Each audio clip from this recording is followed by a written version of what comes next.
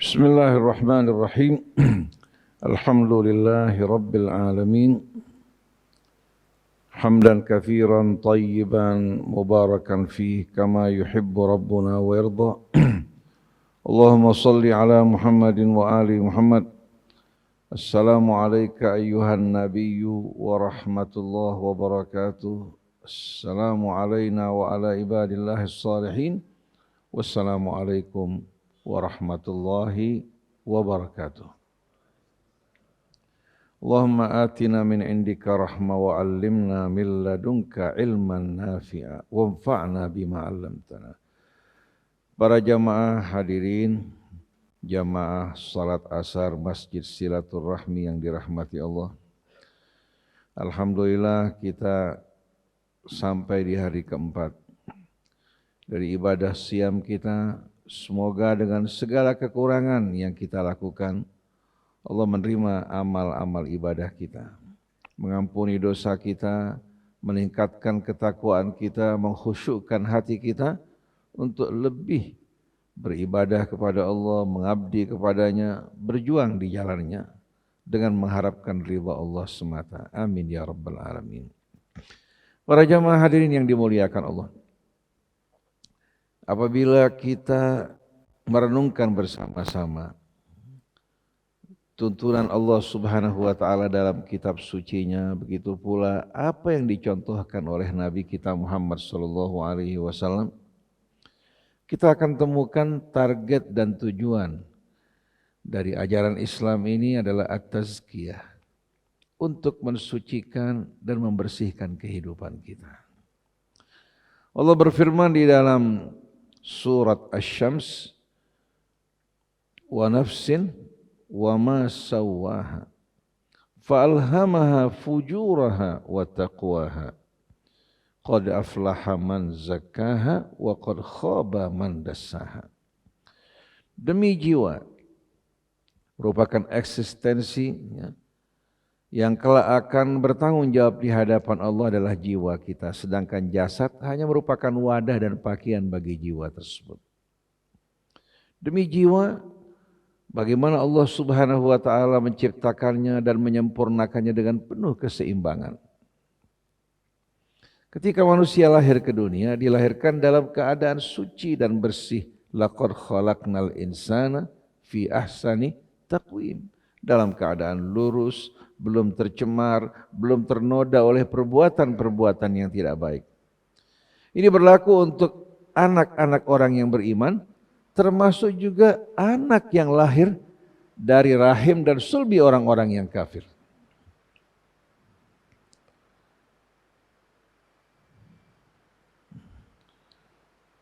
Wa nafsin wa ma sawwaha fa'alhamaha fujuraha wa taqwaha. Allah Subhanahu wa taala ketika menciptakan jiwa kita dengan penuh keseimbangan, Allah telah memprogram jiwa kita melalui ilham, bukan melalui pendidikan. Allah telah memprogram jiwa kita, di mana jiwa kita secara naluri telah memahami mana perbuatan-perbuatan baik, mana perbuatan-perbuatan buruk. Di saat seorang melakukan perbuatan baik, hatinya pasti akan bergembira, senang, bahagia. Tapi di saat dia melakukan perbuatan-perbuatan buruk atau berlaku zalim pada orang lain, berbuat aniaya, pasti hatinya akan bergelisah. Sebagaimana sabda Nabi, ketika seorang bertanya, "Ya Rasulullah, bisa tidak kamu menerangkan kepada kami bagaimana kami dapat membedakan mana yang baik mulia dengan perbuatan yang buruk dan hina?" Rasulullah menjawab, "Al-birru matma'annat ilaihi nafsuk." Kebajikan, kemuliaan, kalau kamu melakukan, kamu mengerjakan, hati kamu akan tenang. Wala tastahi an yattali'a alaihin nas, dan kamu tidak malu kalau orang lihat perbuatan kamu. Karena apa? Karena Allah telah menanam dalam jiwa manusia ini fitrah, hadirin sekalian, yang mencintai kebajikan dan kemuliaan. Dari mulai pertama diciptakan dalam keadaan lurus. Yang membuat dirinya tercemar adalah ulah perbuatannya, pengaruh lingkungannya, dan pendidikan yang salah.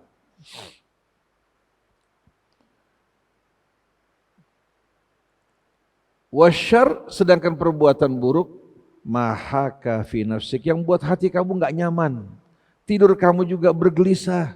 Wa tastahi an yattali alaihin nas, dan kamu malu kalau orang lihat perbuatan kamu. Ini merupakan hadirin sekalian bala bantuan dari Allah. Sebelum manusia mendapatkan pendidikan para rasul dan para nabi, sebelum menerima Alkitab, banyak condong pada kebajikan dan kemuliaan. Bahkan setelah dirinya terjerumus dalam kekafiran, dalam pendidikan yang salah, tetap fitrahnya mencintai hal-hal yang baik dan mulia. Dalam satu riwayat, satu orang datang pada Nabi kita Muhammad SAW. Dia berkata, ya Rasulullah, dia berkata, belum memanggil ya Rasulullah, dia mengatakan, ya Muhammad, saya bersaksi betul-betul bahwa tiada Tuhan selain dari Allah dan engkau adalah utusan Allah. Rasulullah mengatakan, dari mana kamu mengetahui hal ini?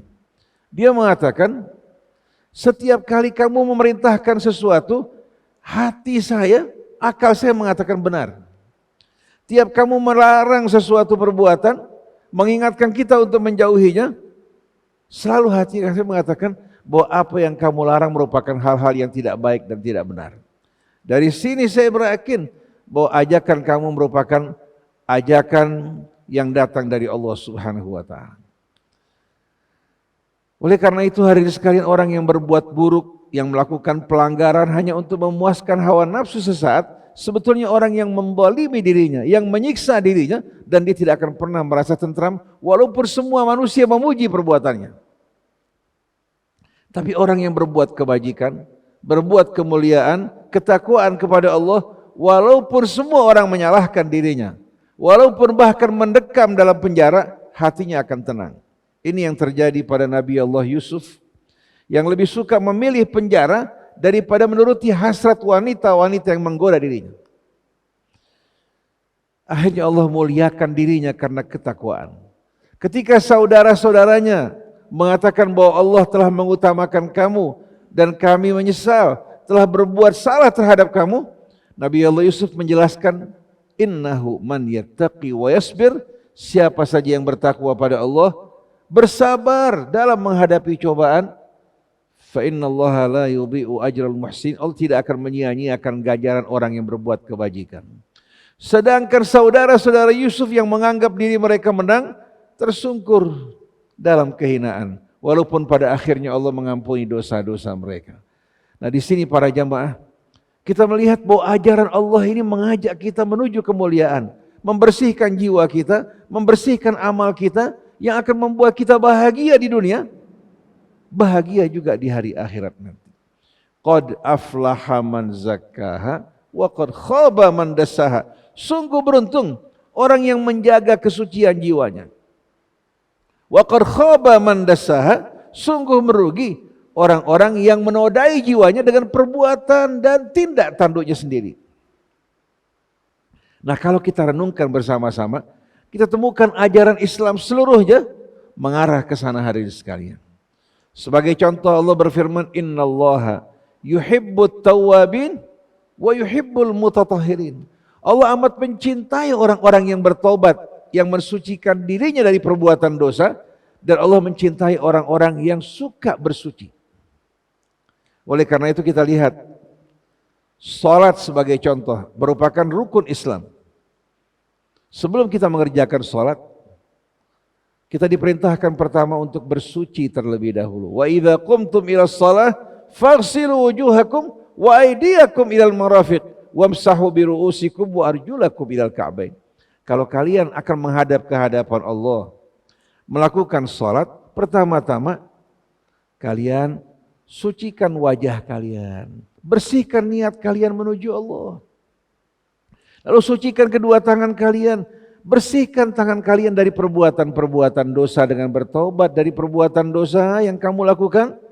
Kamu kembali kepada Allah dengan wajah yang betul-betul bersih, hati yang tulus, kedua tangan yang melambangkan usaha juga yang bersih. Kemudian sapulah kepalamu agar kita betul-betul dibersihkan dari fikiran-fikiran yang memalingkan kita dari Allah. Kemudian yang keempat, basuhlah kedua kaki kalian. Dengan membasuh kaki mengisyaratkan kita bertobat dari jalan-jalan dan langkah-langkah yang tidak benar yang selama ini kita lakukan. Karena kedua kaki pelambang daripada kendaraan kita. Dengan kita membersihkan diri kita, baru kita menghadap kepada Allah dengan hati yang bersih. Baru pada saat itu hadirin sekalian, salat akan berbekas di hati kita. Apa yang kita baca dari ayat-ayat Allah, dari tasbih, dari tahmid, begitu pula pada saat kita meletakkan dahi di muka bumi dengan hati yang bersih dan tulus, pada saat itu jiwa kita akan dipenuhi dengan cahaya dan rahmat serta keberkahan dari Allah yang akan dapat betul-betul melindungi kita dari perbuatan keji dan mungkar, mendorong kita ke arah yang positif. Oleh karena itu Allah menjelaskan fungsi salat di antaranya aqimis shalah tarafain nahar wa zulafan minal lail innal hasanat yudhibna sayyiat dzalika dzikra lidzakirin. Dirikan salat pada dua ujung siang, subuh, zuhur, asar, wa zulafan minal lail, permulaan malam maghrib dan isya. Lalu setelah itu Allah mengatakan salat-salat yang kamu lakukan ini akan membersihkan dosa-dosa kamu. Artinya akan membersihkan jiwa kita dari bekas-bekas dosa yang kita lakukan. Kebaikan membuat jiwa terang, dosa membuat hati menjadi gelap. Hingga Allah berfirman, kalla bal rana ala qulubihim ma kanu yaksibun. Dosa-dosa yang mereka lakukan menyebabkan hati mereka yang tadi terang diselimuti oleh kegelapan, oleh karat-karat maksiat yang kita lakukan. Dengan kita mengerjakan sholat 5 kali satu hari paling sedikit, karat-karat dosa yang melekat pada tubuh kita dibersihkan oleh Allah Subhanahu wa taala, membuat hati lebih ceria, lebih bersemangat ke arah kebajikan, merasa jijik terhadap perbuatan yang mungkar. Ini antara buah dari salat. Oleh karena itu Allah berfirman, qad aflaha man tazakka wa dzakara asma rabbih fasalla. Sungguh beruntung orang yang mensucikan dirinya, lalu dia menyebut nama Tuhannya, kemudian dia melakukan salat. Perhatikan, ibadah siam juga merupakan ibadah yang bertujuan untuk membersihkan diri kita dari kebiasaan-kebiasaan buruk yang susah ditinggalkan. Dengan masuknya Ramadan, rahmat yang dibuka, kemudahan kelapangan yang Allah janjikan bagi kita, dengan bersama-sama dalam suasana ibadah membantu kita untuk dekat ke arah yang baik, jauh dari yang buruk. Dan kita insya Allah dengan adanya Ramadan, dengan ibadah siamnya, qiyamnya, membaca Al-Quran dan berjamaah dalam suasana baik ini akan membantu kita mensucikan, membiasakan yang baik, meninggalkan hal-hal yang kotor dari apa yang biasa kita lakukan. Dengan kita melihat saudara kita yang membaca Al-Quran, saudara kita yang sholat, saudara kita yang mendekat kepada Allah, ini menjadi motivasi buat kita untuk bersama-sama merapat dengan menadahkan tangan mengharapkan ampunan dan rahmat Allah Subhanahu wa taala. Begitu juga zakat. Khudh min amwalihim shadaqatan tutahhiruhum wa tuzakkihim biha wa shalli alaihim inna salataka sakanun lahum. Ambil dari sebahagian harta mereka, bukan seluruhnya. Tujuannya tutahhiruhum wa tuzakkihim biha, untuk mensucikan mereka, mensucikan harta mereka, mensucikan juga jiwa mereka, membersihkan dosa-dosa yang melekat pada mereka dan menumbuhkan segala kebaikan dalam diri mereka. Lalu Allah perintahkan Rasul, bacakan selawat untuk mereka, wahai Rasulullah, bacakan doa untuk mereka. Oleh karena itu orang yang menerima zakat dari seseorang untuk dibagikan atau diterima seharusnya mendoakan orang yang mengeluarkan zakat agar Allah Subhanahu wa taala ampuni dosanya, terangi jiwanya, dan dia mendapatkan selawat juga dari Nabi kita Muhammad SAW.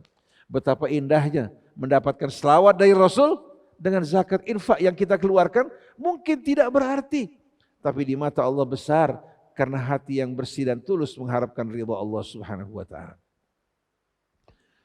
Kemudian di samping berzakat membersihkan jiwa kita, membersihkan amal kita, harta kita, ibadah haji.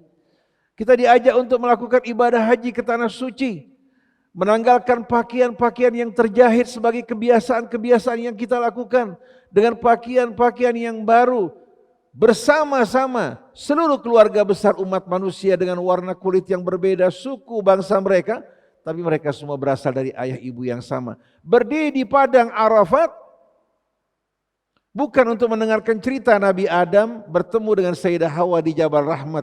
Mereka menemukan kembali pasangan mereka yang hilang. Ini merupakan cerita dongeng.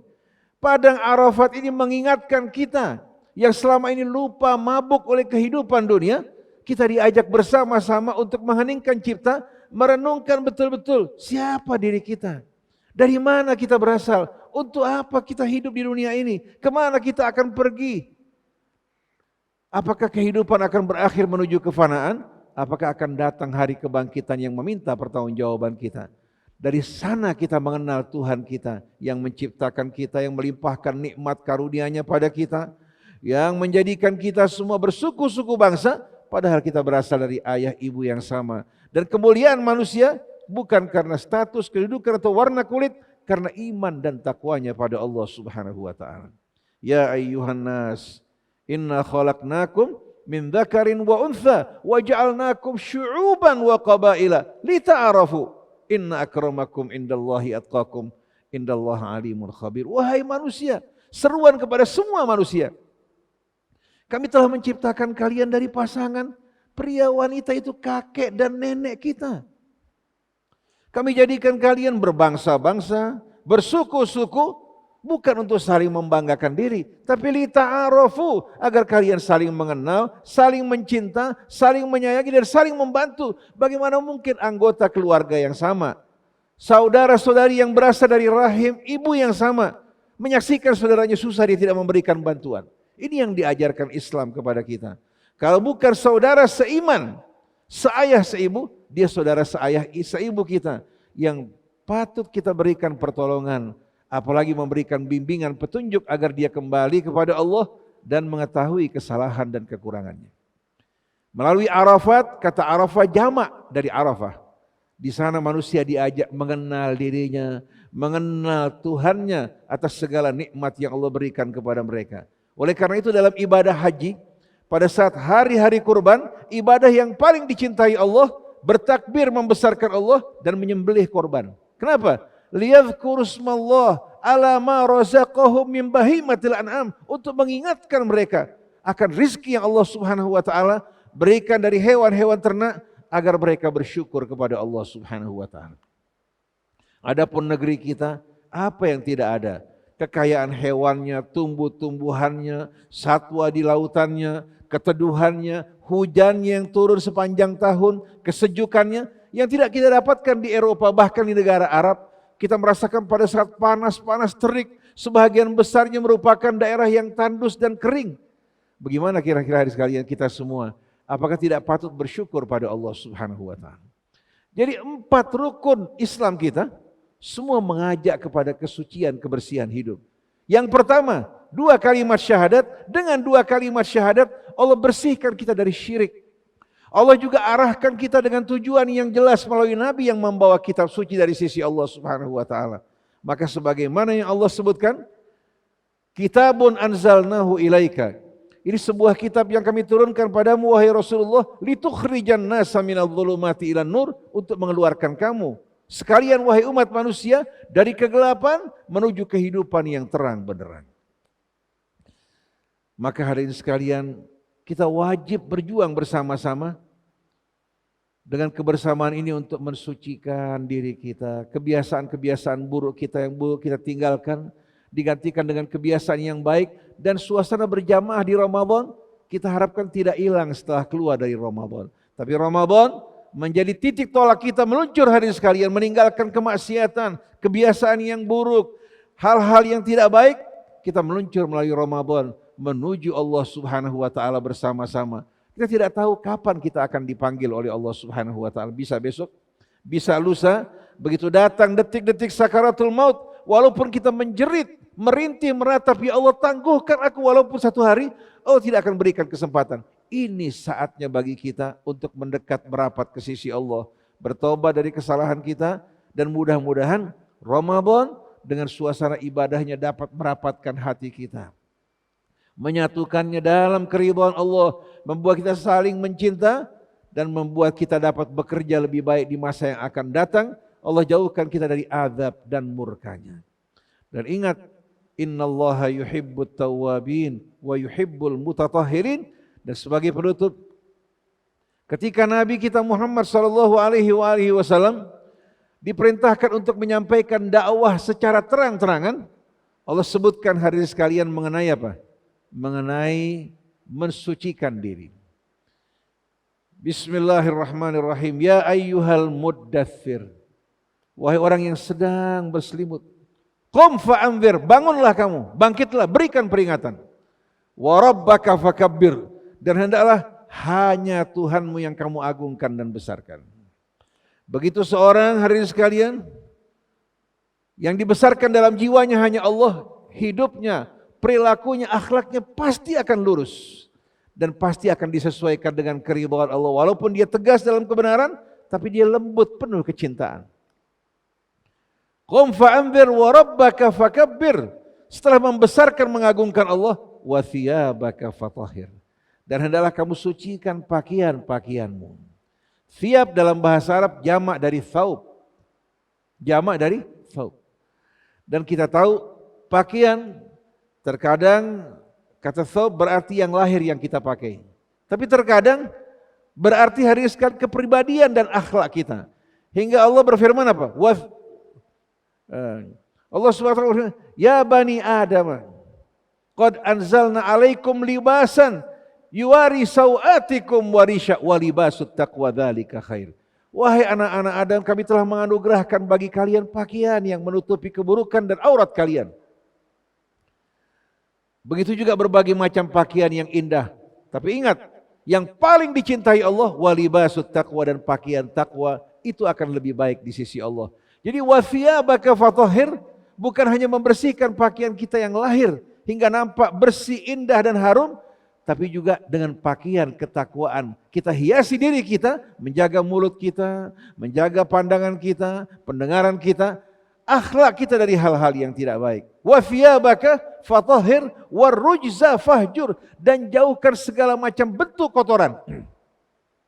Bukan hanya syirik, bukan hanya perbuatan keji, semua hal-hal yang kotor yang dapat mengotori jiwa kita, tubuh kita, akhlak kita wajib untuk kita jauhi. Warujza fahjur wala tamnun tastakthir, dan jangan kamu memberi dengan tujuan untuk mendapatkan balasan yang lebih baik, bukan pemberian kamu karena Allah Subhanahu wa taala. Atau kamu memberi memandang besar yang kamu berikan, lupa akan apa yang Allah berikan kepada kamu selama ini. Allah tidak pernah mengungkit sama sekali pemberiannya terhadap kamu. Wali rabbika fasbir, dan untuk menjalani perintah Tuhanmu dan cobaan-cobaan yang kamu hadapi, bersabarlah. Kesabaran kamu tidak akan sia-sia. Begitu kamu meninggalkan dunia, kamu menyadari betul-betul bahwa kehidupan dunia ini singkat dan cepat. Semoga Allah Subhanahu wa taala mengampuni dosa kita, membersihkan jiwa kita, memperbaiki akhlak kita, keluarga kita, anak kita, dan orang yang kita cintai, dan Allah melimpahkan berkahnya untuk lingkungan kita semuanya. Baik Taman Lagunanya, masyarakat di sekitar kita, bahkan kita berharap untuk bangsa dan negeri kita menjadi baldatun thayyibatun wa rabbun ghafur. Subhanakallahumma wa bihamdik, asyhadu an la ilaha illa anta, astaghfiruka wa atubu ilaik, wal afu minkum. Wassalamu alaikum warahmatullahi wabarakatuh.